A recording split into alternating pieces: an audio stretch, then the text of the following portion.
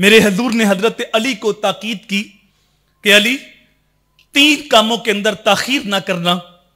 ایک، جب نماز کا وقت ہو جائے تو نماز ادا کرنے میں تاخیر نہ کرنا.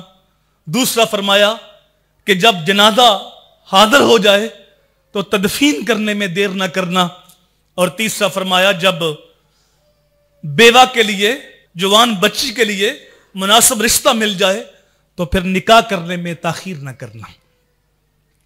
جن 3 چیزوں میں تاخیر کرنے سے منع اللہ کے نبی نے کیا. آج بہت سارے لوگ تو نماز پڑھتے نہیں، اور جو پڑھتے ہیں وہ سستی کے ساتھ پڑھتے ہیں الا ماشاءاللہ. اور جنازہ جس کو جلدی ادا کرنے کا حکم دیا گیا تھا، ہم 2 دن 3 دن 8 دن لاش کو سرد خانے میں رکھتے ہیں کہ فلاں بیرون ملک سے آ رہا ہے اور فلاں دنیا کے اس کونے سے آ رہا ہے، وہ آئے گا تو پھر ہم جنازہ پڑھیں گے، پھر دفن کریں گے. اور بچوں کے رشتے میں تو آج اتنی تاخیر ہو رہی ہے، جس طرح رسومات بڑھتی جا رہی ہیں، اور ہم چاہتے ہیں کہ ساری رسومات پوری کرنے کے بعد پھر ہم نکاح کریں.